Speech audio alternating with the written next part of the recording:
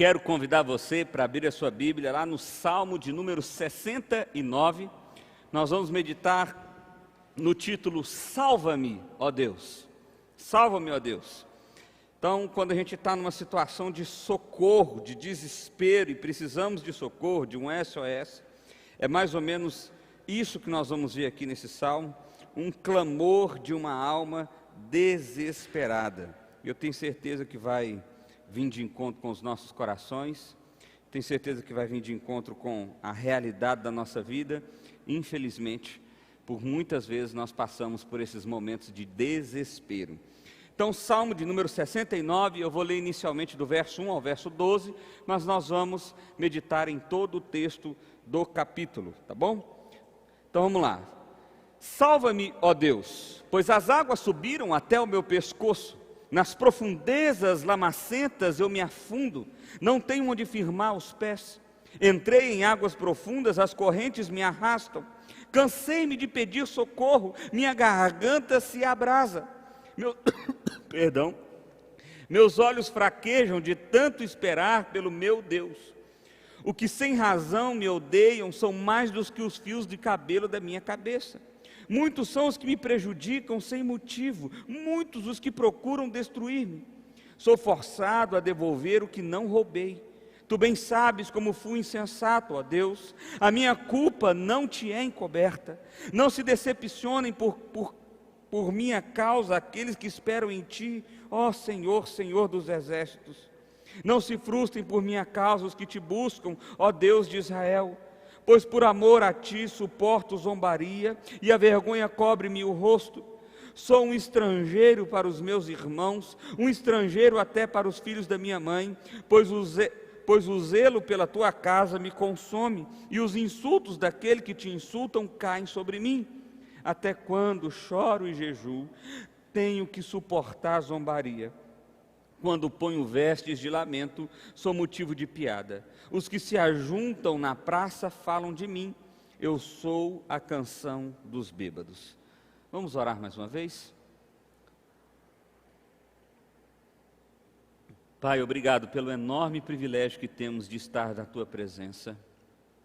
Obrigado por esse texto, ó Deus, que o Senhor inspirou um homem a rasgar o coração diante do Senhor, e que isso se tornou a sua palavra, para falar de encontro com os nossos corações.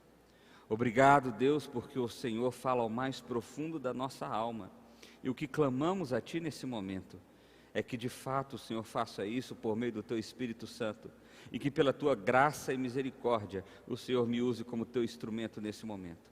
É a oração que fazemos a Ti em nome de Jesus. Amém. Meus irmãos, esse salmo é provavelmente um salmo de Davi. A gente não sabe exatamente porque no subtítulo do salmo, ou no título do salmo, não tem quem de fato escreveu. Mas é bem provável que Davi, ele é conhecido como o Salmo de Davi. O Salmo de número 69 é o salmo mais citado no Novo Testamento. É o salmo que mais se tem referência no Novo Testamento. E talvez isso aconteça porque o Salmo de número 69 é um dos salmos, ou talvez seja o salmo que mais exponha a alma humana, que mais fale do coração humano, que mais tem a ver com a realidade de uma alma angustiada. Nós vamos ver aqui ao longo do salmo, nós já vimos inicialmente a leitura inicial, mostrando como esse salmo é extremamente poético, mas como ele é profundo, como ele fala de coisas profundas do coração. A primeira coisa que esse salmo faz, aliás, eu quero me adiantar aqui e dizer que nós vamos dividir esse salmo em 5 partes. A primeira parte fala justamente do pedido de socorro. O que está acontecendo com o salmista? O que está acontecendo com essa alma humana? Ele diz o seguinte, verso 1: salva-me, ó Deus. Por quê? E aí ele começa a descrever por que ele precisa de salvação, por que ele precisa de socorro, por que ele precisa ser resgatado. Porque as águas subiram até o pescoço, ou seja, eu estou numa situação onde não há saída, eu estou numa situação onde eu não vejo mais futuro promissor. Nas profundezas lamacenta eu me afundo, eu estou envolvido em coisas terríveis, eu não consigo sair do lugar. Não tenho onde firmar os pés. Entrei em águas profundas, eu arrisquei, e as correntezas me arrastaram. Eu fui levado por circunstâncias e mais circunstâncias, e agora eu me encontro numa situação onde eu não tenho força para sair. Cansei-me de pedir socorro, minha garganta se abrasa. Eu pedi socorro, eu clamei por alguém, eu gritei, mas ninguém veio. Eu me cansei de gritar, e o socorro não chegou. Meus olhos fraquejam de tanto esperar pelo meu Deus. Até no Senhor eu perdi a esperança. Pesado, mas é algo comum, provável que eu e você, em algum momento da vida, tenha sentido exatamente como esse salmista está sentindo. Alguém que gritou, buscou, clamou, se cansou de gritar socorro, e se cansou de esperar, no sentido de que ele já não tinha mais esperança. É como alguns já disseram, talvez você já tenha se sentido assim: Deus me abandonou. Deus não tem interesse sobre mim. É esse o sentimento do salmista. E é por isso que ele está gritando por socorro. Porque ele se sente fraco e envolvido por situações diversas que o impedem de ver para o dia de amanhã. E fora isso, ele ainda tinha o problema dos perseguidores. Aqui ele começa a descrever melhor o que é exatamente o que está acontecendo. Os que sem razão me odeiam são mais do que os fios de cabelo da minha cabeça. Muitos são os que me prejudicam sem motivo, muitos os que procuram destruir-me. Sou forçado a devolver o que não roubei. Eu estou sendo cobrado de algo que eu não estou devendo. Há homens e mulheres que estão me odiando, que estão me perseguindo, e eles são muitos, são tantos que são mais numerosos do que os fios de cabelo que eu tenho sobre a cabeça.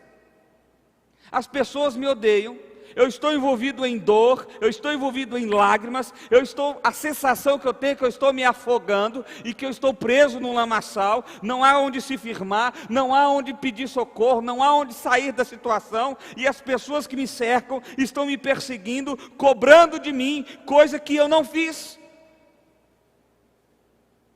Esse é o sentimento de uma alma desesperada, e esse é o sentimento que muitas vezes cerca e toma conta do nosso coração. Uma alma desesperada, um grito por socorro. O texto continua, o salmista tem uma preocupação. Olha só o que diz a partir do verso 5. Tu bem sabes como fui insensato, ó Deus. A minha culpa não te é encoberta. Parece que o salmista tem a sensação de que aquilo que ele está passando, a angústia que ele está sofrendo, não é tão injusta assim. Tem a ver com algo que ele fez no passado. Talvez seja punição, pelo menos essa é a percepção do salmista. Olha, eu sei que eu fiz de errado, eu sei que eu pequei, eu sei que as minhas culpas não te foram encobertas, eu sei que eu decepcionei o Senhor. Olha o que diz o verso 6. Não se decepcionem por minha causa aqueles que esperam em Ti, Senhor, Senhor dos exércitos. Não se frustrem por minha causa os que Te buscam, ó Deus de Israel. Eu sei que em algum momento eu não fui um bom exemplo. É isso que ele está dizendo. E a preocupação dele agora é que aqueles que são fiéis ao Senhor, ao olharem para o testemunho dele, fiquem desanimados, fiquem frustrados, por conta daquilo que ele estava passando. Então ele tinha essa sensação de que há uma mão pesada de correção da parte de Deus, e por isso ele sofria. Mas por outro lado, há também um sentimento de injustiça, uma vez que esse sofrimento vinha da parte de pessoas injustas. Olha só o que diz a partir do verso 8. Sou um estrangeiro para os meus irmãos, um estranho até para os filhos da minha mãe, pois o zelo pela tua casa me consome, os insultos daqueles que te insultam caem sobre mim, até quando choro e jejuo, tenho que suportar a zombaria, quando ponho vestes de lamento, sou motivo de piada. Eles não têm dó de mim nem mesmo quando eu estou passando pelo luto.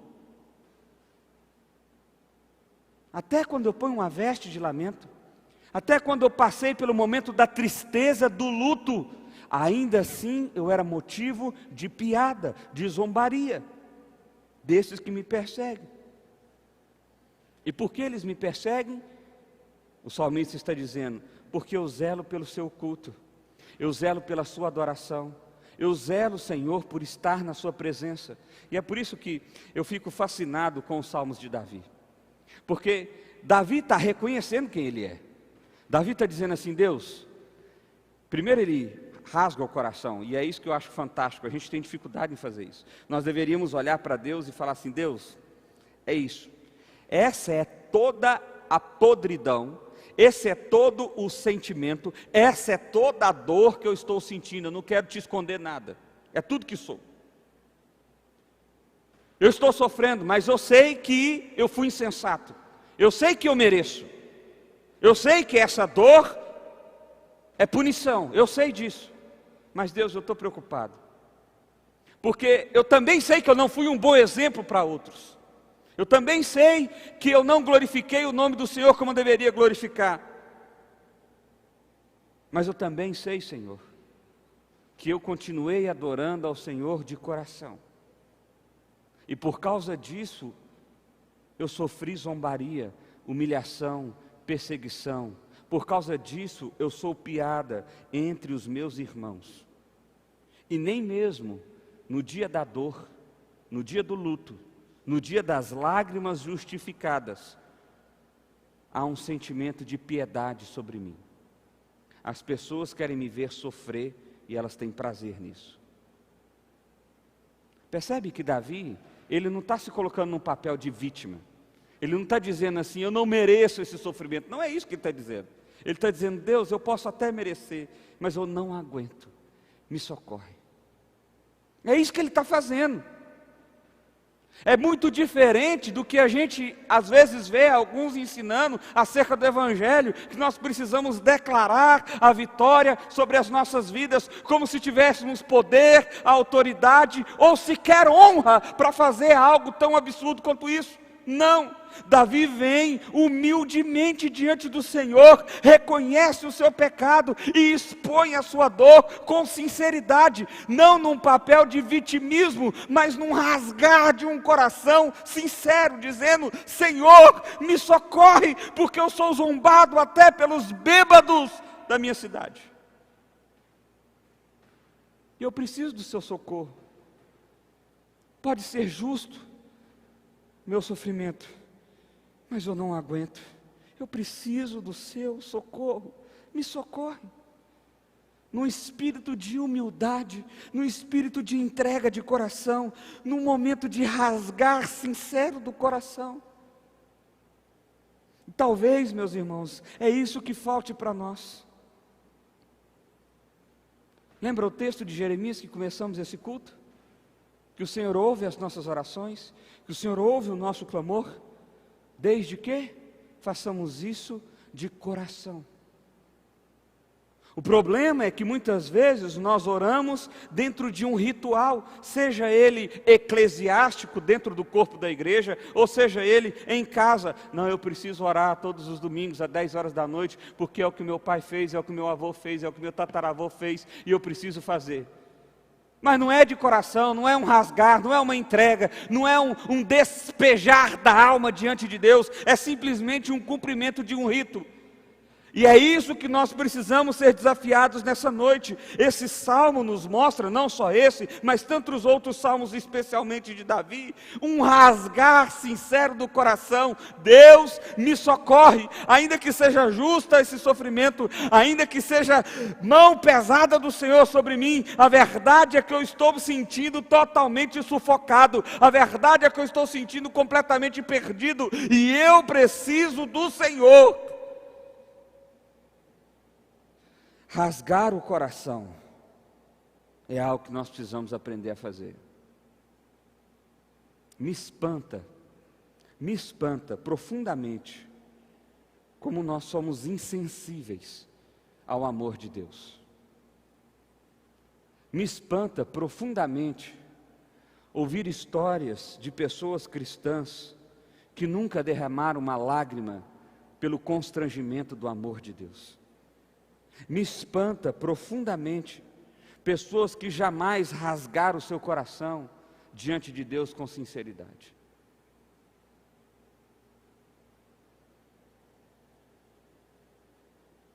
Nós precisamos rasgar o nosso coração.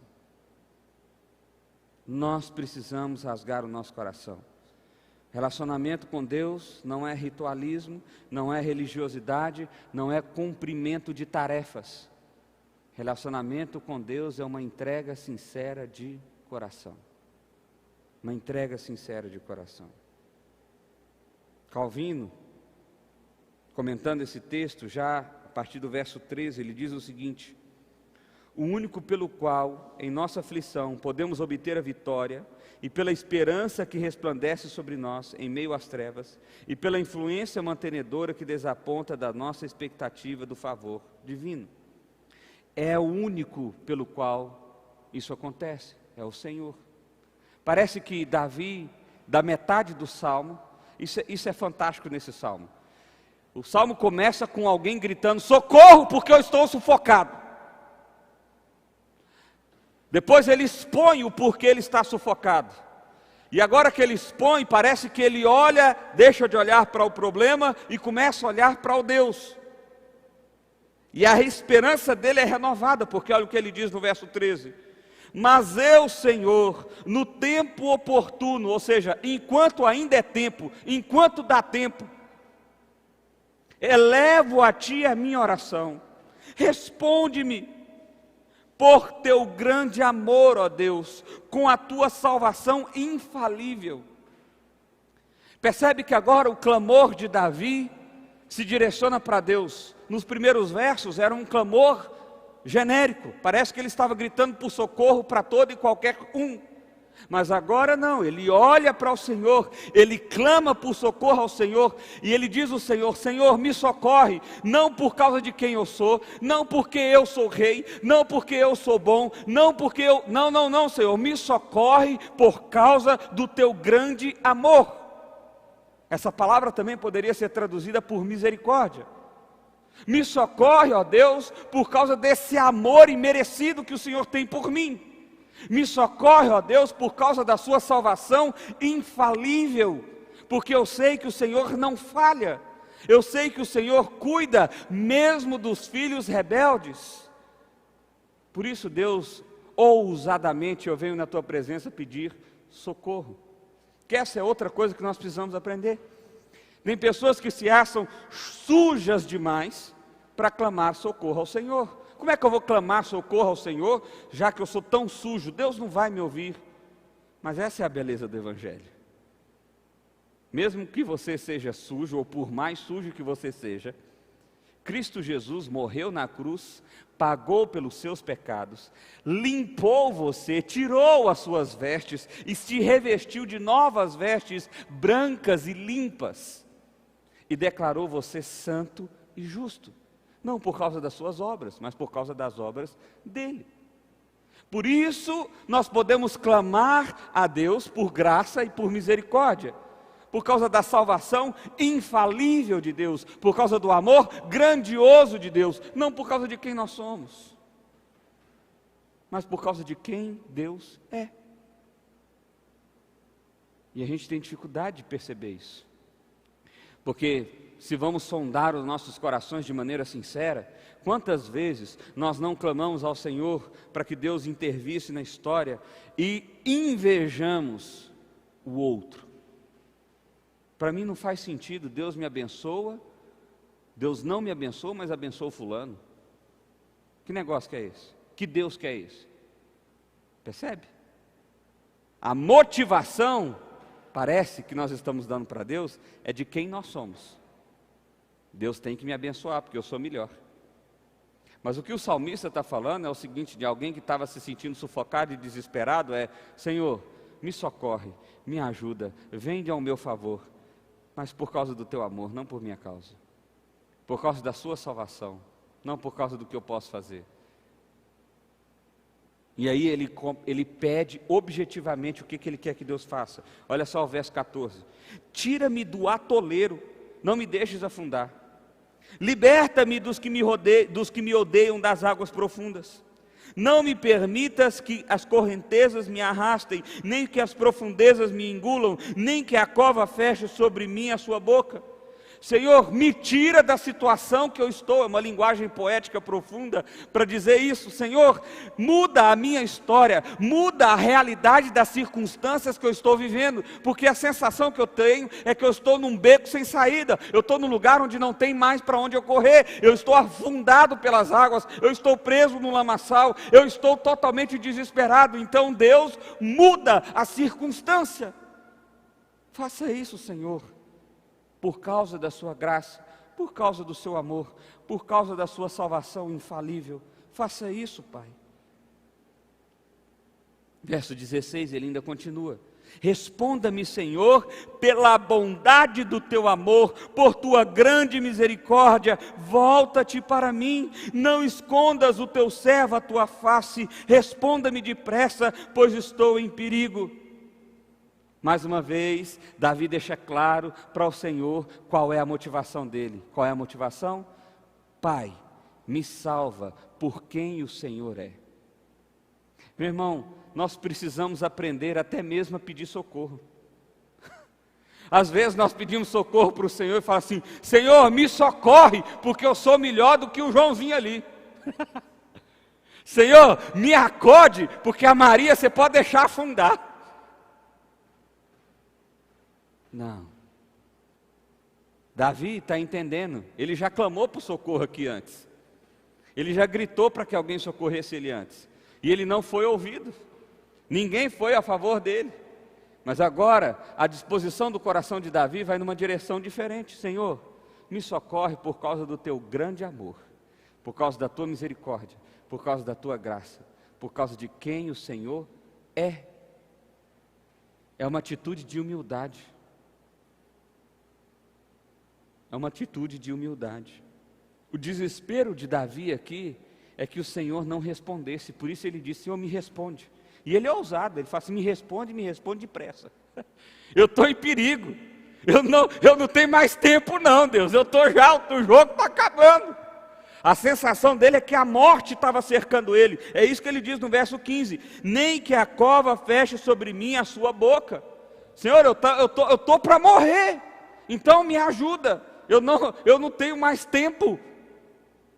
Então, pelo teu amor, pela tua graça, pela tua misericórdia, mas vem rapidinho, não demora não, vem rápido, porque a situação é de desespero total e completo. Em quarto lugar, aqui essa é a parte do texto que alguns vão gostar mais. Porque Davi pediu socorro, Davi expôs a alma dele, agora Davi vai dar uma geral na circunstância que ele está passando. Olha o que ele diz a partir do verso 19. Tu bem sabes como sofro zombaria, humilhação e vergonha. Conhece todos os meus adversários. Deus, eu sei que o Senhor é soberano, eu sei que o Senhor está vendo tudo que está acontecendo, e eu sei que o Senhor sonda o coração de todo mundo. Então você sabe quem são os meus adversários. A zombaria partiu meu coração, estou em desespero, supliquei por socorro, nada recebi, por consoladores e ninguém encontrei, puseram fel na minha comida para matar-me, a sede deram-me vinagre. Senhor, quando eu pedi por socorro, sabe o que eles fizeram comigo? Me deram veneno, isso que é fel aqui.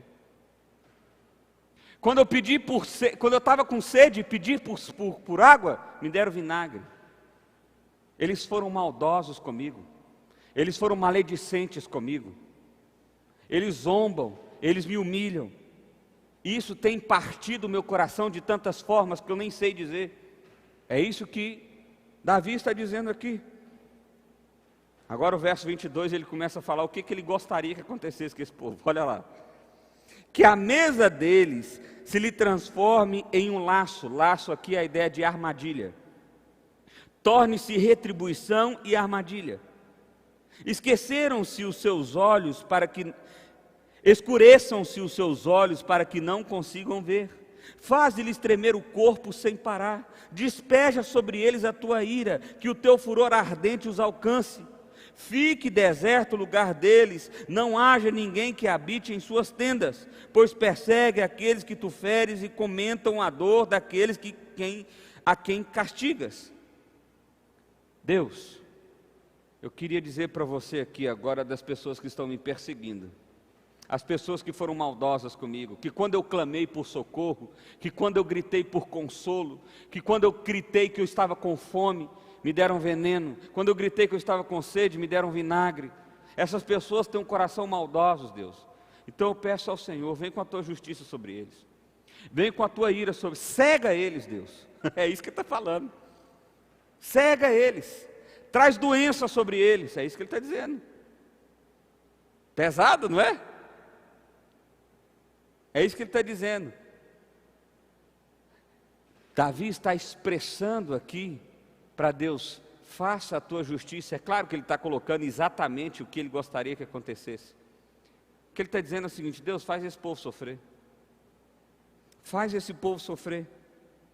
Faz esse povo sofrer. Verso 27 diz assim: acrescenta-lhes pecado sobre pecado, não os deixes alcançar a tua justiça. Olha só o que Davi está dizendo aqui ainda. Deus, derrama a tua ira sobre eles, e assim, não deixa eles alcançar a tua misericórdia, não. Não deixa eles alcançar a tua, não deixa eles perceberem como o Senhor é amoroso. Não deixa, para que eles não desfrutem da sua justiça. Justiça no sentido de justificado. Sejam eles tirados do livro da vida e não sejam incluídos no rol dos justos. Grande é minha aflição e a minha dor, proteja-me, ó Deus, da tua salvação. O verso 26 e o verso 27, o verso 28, é Davi dizendo o seguinte: olha, Senhor, faça eles sofrerem aqui e agora e não salva eles não. Não coloca o nome deles no livro da vida. Não resgata eles, Senhor. Porque às vezes esse é o sentimento que a gente tem, não é? Sobre algumas pessoas. São pessoas tão malditas, tão miseráveis, tão ruins. Mas perceba que Davi está submetendo a vontade dele à vontade do próprio Deus. Não caia no erro, porque às vezes você lê esse texto aqui e fala assim: ah, entendi, então agora eu vou amaldiçoar todo mundo que eu não gosto. Não faz isso não. Davi está dizendo o seguinte: olha, esses caras são maus, eles me perseguiram, eles cobraram o que eu não devia, eles fizeram o que era injusto. Então Deus, derrama a tua ira sobre eles, hoje, amanhã e para sempre. É isso que ele está falando. Mas Davi não está pegando um pedaço de pau e dando na cabeça de ninguém. Davi está submetendo o sentimento dele para com Deus. Entendeu a diferença? Isso é confiar na justiça de Deus. Ele está esperando que Deus será o vingador da sua própria justiça e derramará a ira dele sobre os injustos, porque essa é a lógica do Evangelho. Os maus irão sofrer a consequência da ira de Deus. É simples assim. E é isso que Davi está dizendo. Só que ele coloca umas palavras mais elaboradas para expressar o sentimento dele. Simples assim. E é isso que eu e você deveríamos fazer. Confiar na justiça de Deus, ao ponto de dizer para Deus do seu sentimento: Deus, eu estou sentindo isso, eu gostaria que acontecesse isso, mas que o Senhor faça, que o Senhor derrame a sua ira, que o Senhor não salve, que o Senhor não os resgate. Porque se o Senhor resolver fazer o contrário, eu não sou o vingador é o Senhor. Amém? Quinto e último lugar. Então vamos lá, só para a gente recapitular aqui, para a gente não perder. Ele faz uma declaração de dor, de socorro, de ajuda, um SOS. Senhor, me ajuda, primeiro lugar. Segundo lugar, ele faz uma declaração do que estava acontecendo. Ele admite os erros dele, ele está preocupado de não ter sido um bom testemunho, mas ele também aponta as pessoas que estão perseguindo e o que está acontecendo no coração dele. Terceiro lugar, ele vai fazer um clamor agora ao Senhor. Não é um clamor genérico como na primeira parte, é um clamor de esperança. Deus, me resgata, vem depressa, porque a sua salvação é infalível. E faça isso, Deus, não por minha causa, mas por causa do teu amor, por causa da tua graça, por causa da tua misericórdia. Por último, ele faz uma oração impecatória, que é uma oração rara, ou seja, Deus, derrama da tua ira e da tua justiça sobre esses que são maus. que eles possam experimentar o teu juízo. É mais ou menos isso que ele diz. E depois que ele descansa no Senhor, porque agora ele tem a percepção de que a salvação é infalível, certo? A salvação de Deus é certa. Ele tem a percepção de que Deus vai punir os injustos. Ele colocou e derramou todos os sentimentos, angústia, dores, que ele estava na alma e no coração, no colo de Deus, certo? Foi isso que ele fez. Ele não guardou nada para ele, nem desejo de vingança, nem desejo de socorro, nada. Ele colocou tudo para Deus. E quando a gente faz isso, o que resta nos fazer agora? Adorar a Deus. É isso. Bom, se eu reconheci que Deus é sobre tudo e sobre todos, se eu reconheci que eu não consigo me salvar por mim mesmo, eu clamo por socorro, eu grito, mas ninguém me ouve. Eu peço comida, mas me dão veneno. Eu peço por água, mas me dão vinagre.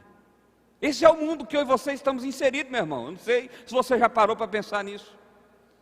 Mas é o mundo que nós estamos inseridos. Esse é o mundo mau. Cercado por pessoas injustas, maledicentes, maldosas.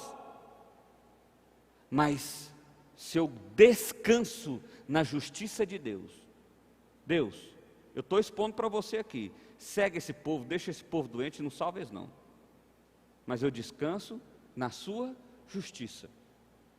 Davi em momento nenhum está querendo ser a justiça de Deus, ele está descansando em Deus. Uma vez que eu percebo isso, o que me resta agora é adorar. Verso 30, ele diz o seguinte: louvarei o nome de Deus com cânticos e proclamarei sua grandeza com ações de graça.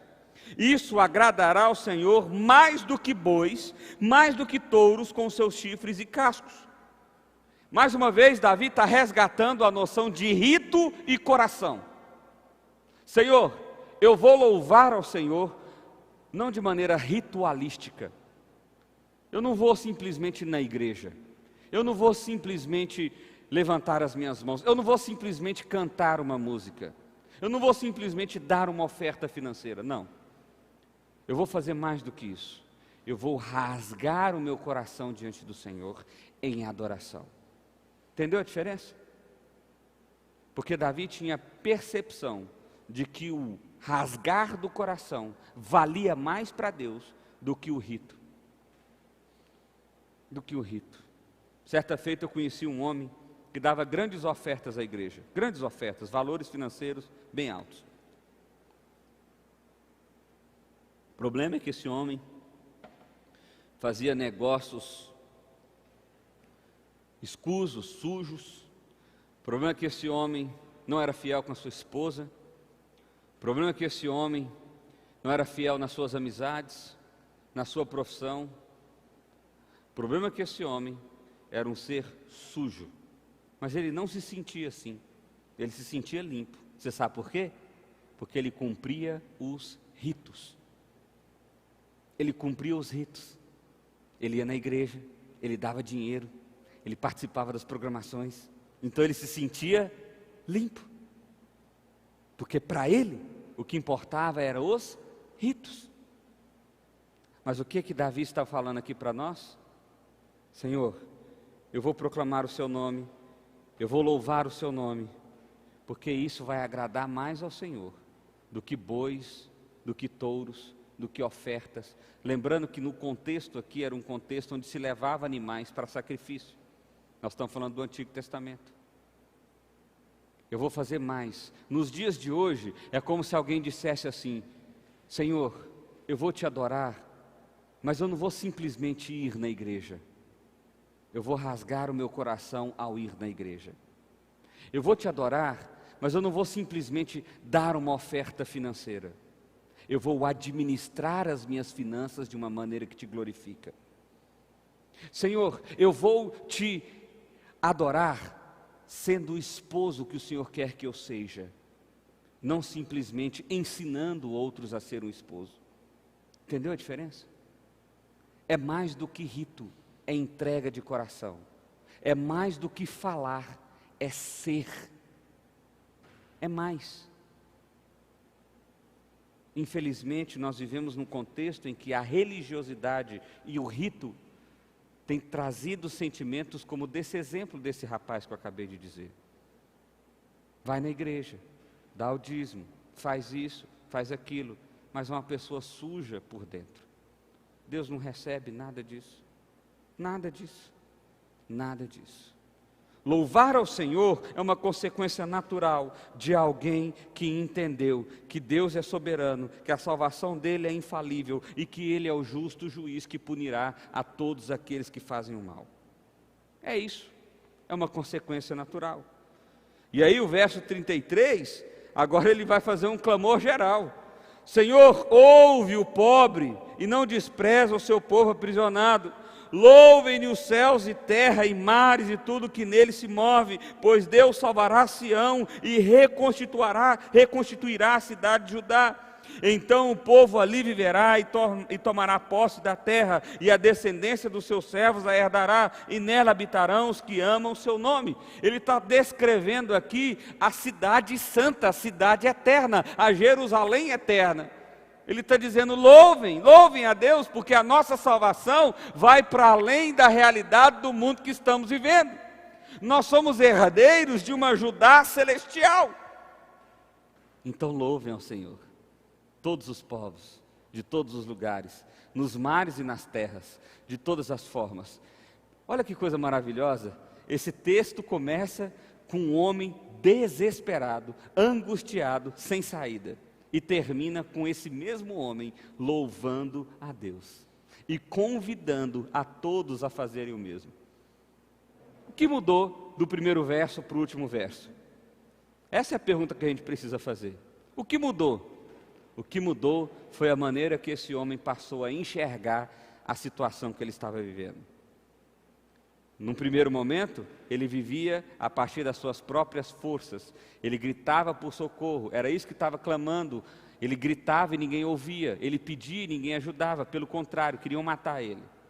Mas quando ele tira os olhos das circunstâncias e passa a olhar para o Senhor do amor eterno, o Senhor da salvação infalível, o Senhor da misericórdia e da graça, o Senhor que é o justo juiz, então o que resta para ele é louvar, adorar o nome do Senhor. Talvez é isso que precisa mudar na sua vida. Você parar de olhar para as circunstâncias como se Deus não existisse e começar a olhar para as circunstâncias, mas vendo Deus muito acima delas. E aí, ao invés de você reclamar, talvez você adore, mesmo que você ainda esteja atolado, mesmo que você ainda se sinta sufocado. O que fazer então? Vamos terminar.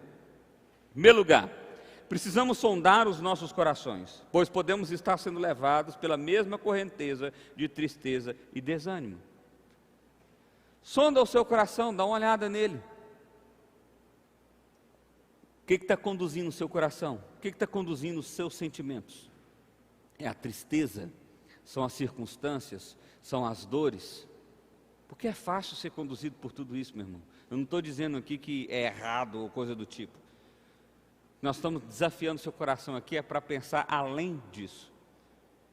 Segundo lugar, exponha o seu coração a Deus da forma mais profunda possível. Faça isso. Ah, pastor, eu tenho vergonha porque eu tenho que gritar, eu tenho que chorar, eu tenho que rolar no chão, eu tenho que espernear. Então faz isso no momento onde ninguém está te vendo. Mas não deixe de expor seu coração ao Senhor, não. Não deixe de rasgar sua alma diante de Deus. Fala para Ele, Deus, eu queria que todo mundo morresse. Era isso que Davi está dizendo. Eu quero socorro, eu preciso, tem que ser agora, que eu não estou aguentando mais, Deus. Mas não esqueça da motivação. É por causa da graça, do amor e da misericórdia do próprio Deus.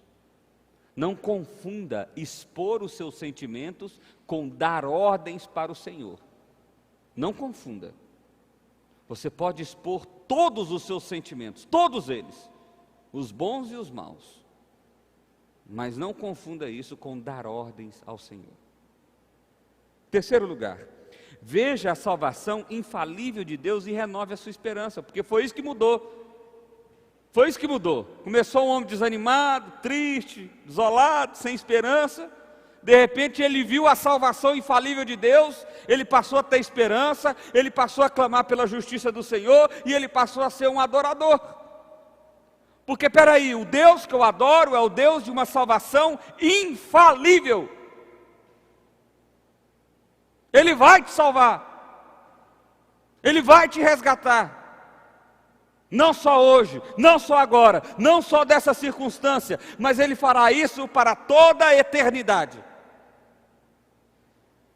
Quarto lugar, confie na justiça de Deus que punirá, conforme o seu querer, os injustos.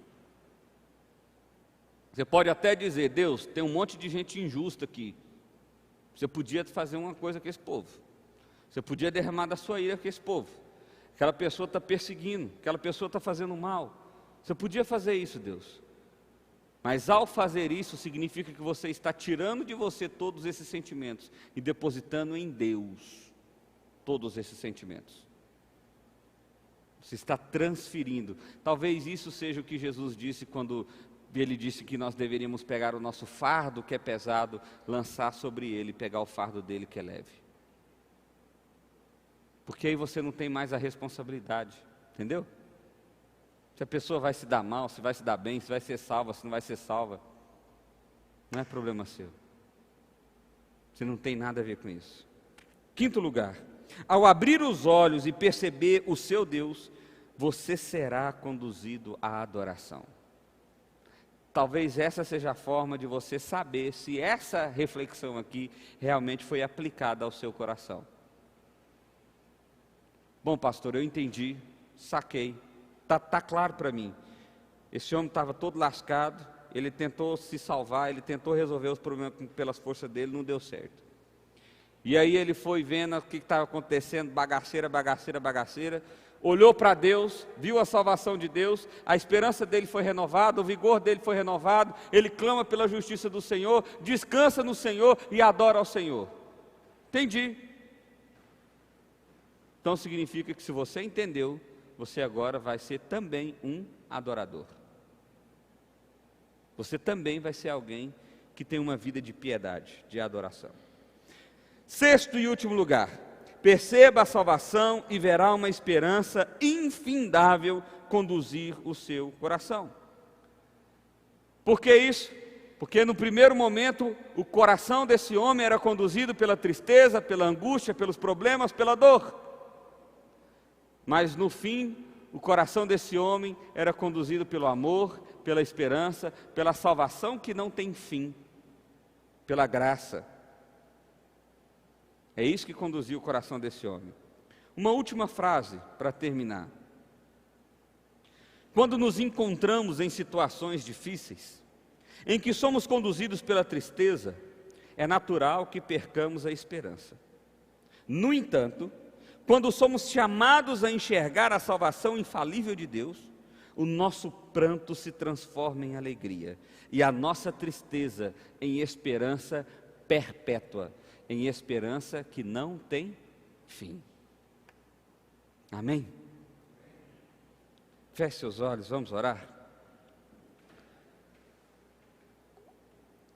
Pai, nós queremos colocar os nossos corações diante do Senhor e clamar a misericórdia do Senhor, Pai. Pedir a Ti que o Senhor transforme os nossos corações como o Senhor fez com o salmista, Pai. Que começou com angústia, com dor, com desespero, com desesperança, mas ao enxergar o Teu amor, ao enxergar a Tua graça, ao perceber a Sua salvação, ele foi preenchido de alegria, de adoração, de esperança, de satisfação. Que essa transformação seja realizada sobre nós pelo Teu Santo Espírito.